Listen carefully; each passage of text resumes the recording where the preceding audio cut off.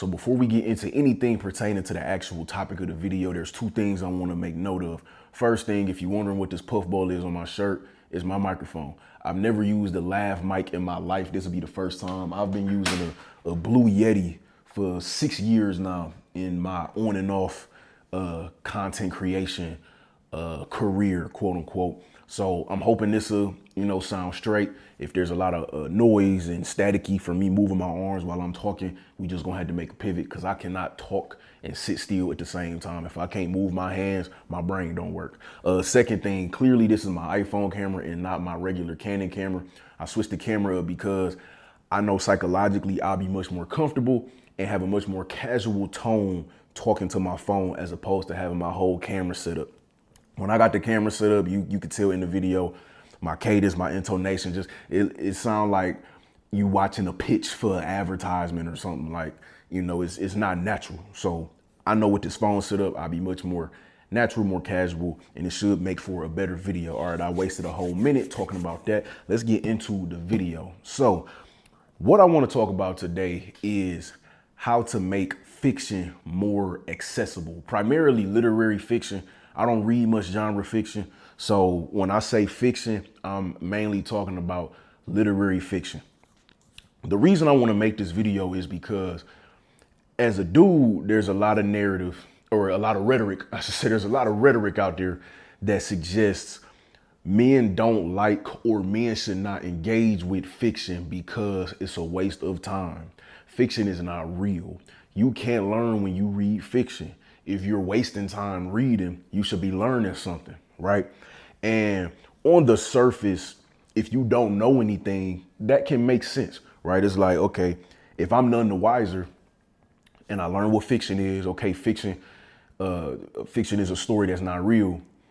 If I'm trying to learn, why would I read something that's not real, right? I understand where that angle comes from. So I'm not trying to accost anybody for having that point of view, but I am here to say that that's wrong.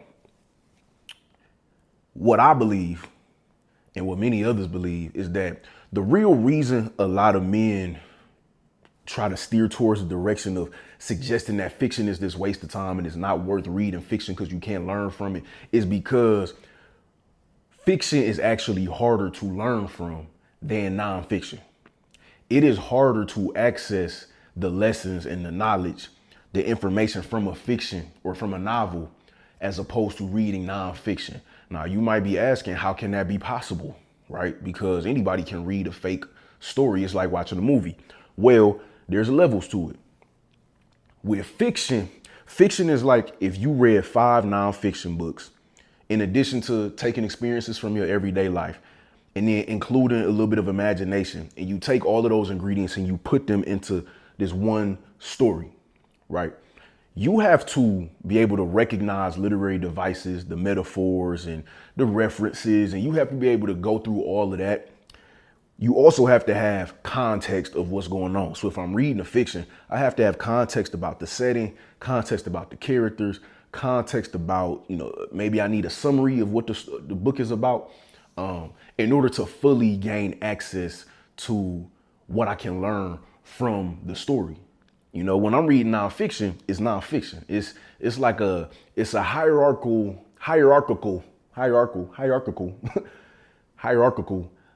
list of information, right? So generally, nonfiction is going to be easier to read, I should say, barring if you're reading like, Fanon or you reading some kind of philosophy.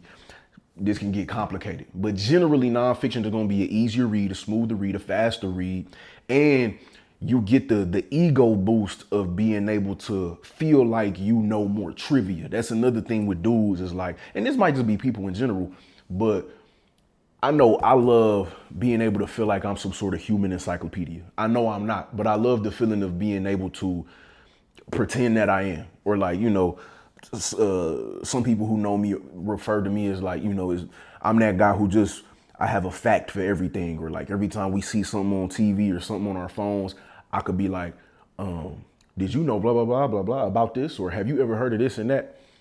A lot of dudes especially really like that feeling, that ego boost of being able to demonstrate some sort of intelligence. So nonfiction, not all, but a lot of nonfiction can give you like these bite-sized pieces of trivia, right? That a novel simply isn't going to give you. To get the information from a novel, you got to do a lot more digging. So simply the effort that you need to get the most out of a novel already shuts a lot of people out and pushes a lot of people away from wanting to read a fiction book, because it's like, what's the point? If that's what a person reads for, right? So if you see me looking down, I got my notes here and I'm gonna just be glancing at my notes. Now, first of all, what books am I gonna be using to paint this picture and make this example? So you see I got 5 books here, right? I got a money phone of books. Now I got 2 nonfictions and I got 3 novels. So clearly my 2 fictions or my 2 nonfictions, extremely recognizable covers. You know, most of y'all watching this probably already know what these books are based off the colors and the font. We got Wretched of the Earth and we have Black Skin, White Masks, both written by Martinican, I believe that's how I should pronounce it. He was from Martinican psychiatrist, and he aided in the liberation movement in Algeria as well. 2 seminal reads. Just make sure you read them. I'm not the literary scholar, so I'm trying to conjure up descriptions of Frantz Fanon as I go. But so these are the 2 nonfictions I'll be using, and I have these 3 novels. 2 of these are absolute must-read American classics, just literary classics, period. We got Invisible Man by Ralph Ellison, and we have Native Son by Richard Wright. Now, this 3rd novel that I have is a classic in African literature, a classic in Sudanese literature. We have Seasons of Migration to the North. I'm stumbling. We got Season of Migration to the North by Tayeb Salih. I just always want to make sure I'm pronouncing that name as accurately as I can. So these are the 3 novels that I'll be using in tandem with these 2 literary pieces by Fanon to make sense of how to use nonfiction to make fiction more accessible. So the first thing I want to point out is the reason I want to use nonfiction to help make fiction more accessible is because nonfiction will give you so much of that context that you need in order to make the novel more accessible, in order to be able to really excavate the knowledge and the lessons from the novel. Okay. When you don't have the context, whether it be a historical context or a political context, it can be any level of context. You want as many levels of context as possible if you're trying to learn from a book of fiction. So the more context you can get, the better. Now, if you're just reading for fun, enjoyment, or if you just want to, tackle a book without really doing front end work and seeing what you can get from it raw, that's perfectly fine. But just for my folks who have a hard time doing that, using nonfiction will help a lot. So why am I using these 5 books? Why am I not using a different assortment of books? Why these 5? Because each of these 5 books have overlapping themes. The central themes of these books, yes, they have unique central themes, but for the most part, each of these books have themes that overlap. All right. So real quick, what are those themes? So I'm not going to go through each book individually. I'm just going to talk about in general what these 3 novels are about. So, I'll give a super quick speed run summary. Native Son, if I were to summarize in like 10 seconds or less, Bigger Thomas, young Chicago boy from the hood, from poverty, struggling with not being seen, or only being seen in the world as a criminal, as a black man, a super predator, only being seen as this scum of the earth. And he's trying to figure out if he should play into that image or if he should battle with that image and be this man who he wants to be, which is hard to be because of the systemic racism, the geopolitical racism, the capitalism, and he acknowledges all of these things. Super quick summary of Seasons of Migration. We have a Sudanese man rather. He goes to Europe to become a scholar. He studies poetry in London, and he comes back to his village and he meets this man who everybody loves and says is so intelligent, and he realizes that man also became a scholar over in Europe, but he's battling with leaving, adopting all of these principles and habits and this level of academia, and then coming back to Sudan. Somebody please correct me. He comes back to his village in Sudan, and he doesn't know if he's still himself or if he has now become this shell of himself because of all the academia that he's learned and being around whiteness, having proximity to whiteness. And he realizes that that other man in the village is also going through the same battle. Invisible Man, I don't even know how to summarize this. Go read something or watch a little video or something. Somebody can summarize this way better than I can. So I'ma just say that young black male who is college educated or partially college educated. He doesn't end up graduating, but a very intelligent young black man goes through getting kicked out of college, gets sent to New York, has to try to find a job, goes through all these trials and tribulations. He joins like this communist group that wants to use him to give speeches. He realizes that the group is not actually for what they say that they stand for. And then he has to have the internal battle of realizing that he was only used as a tool and not actually seen as a person who could contribute to a cause. Okay, now, Resident of the Earth and Black Skin, White Masks, both mainly about, I wrote a few words, both mainly about living as a predetermined self, okay?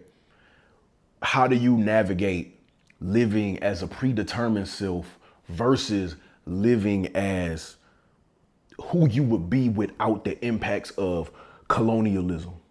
Right? That's the most non-literary, non-written down summary I can give of these two books. Now, when I have these three books, these are also about living as a predetermined self, right? Invisible Man, he's battling the feeling of not being seen, right? In Seasons of Migration, he's battling like two different selves, right? So he doesn't really know if he should be the village version of himself or if he should be who white academia says that he should be. And then in Native Son, he's battling the predetermined self of being this violent beast, right? There's this super predator of a black man, right? Where he's only seen as somebody who can commit crime and harm as opposed to being seen as a holistic individual.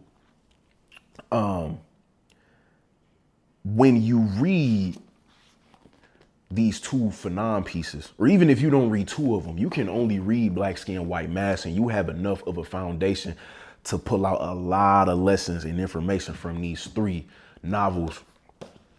What you'll come to learn is that novels, read both of these, just period. But if you talk about these three novels I have, you can get away with just Black Skin, White Mask, and you'll come to realize that a lot of the metaphors, a lot of the symbolism, even a lot of the actual representation of the characters in these books directly ties to what he's talking about in this piece of nonfiction. And what I have been able to understand these books the same without having read Fanon? The answer for me is no. Now, I read Season of Migration to the North right after finishing Black Skin, White Mask. So I kind of did that on purpose because I knew I wanted the aid of context before I read this book because it's really dense. I read Invisible Man right before Black Skin, White Mask. And I read Native Son back in March. So I read this a couple months before I read Fanon at all. But even in hindsight, after I read Fanon, I was able to really like look through these tabs, look through a lot of my notes and my highlights, look in my compendium and look what I wrote down and add more to it, or go in more depth onto a lot of the things that I thought were notable in this novel. That's really it. If you struggle with unlocking the magic of a novel, right? Like I said, for me, I generally read literary fiction. I don't do much genre fiction. It's just not for me. So if you're trying to unlock access to literary fiction and you don't know how, and you find yourself coping by saying it don't make sense to read something that's not real, use nonfiction of your interest, right, to figure out how to learn from these fiction books that paint the picture of the nonfiction that you read. And that's what we're really doing, is finding novels that paint the picture of nonfiction books that we've read. And always pick something that you're interested in, right? I'm not just saying read these 5 books just because if you're just trying to read these just to read them, you will not finish them. Like, not even a little bit. Not even little old Season of Migration. You know, it's like 180 pages or less, I think.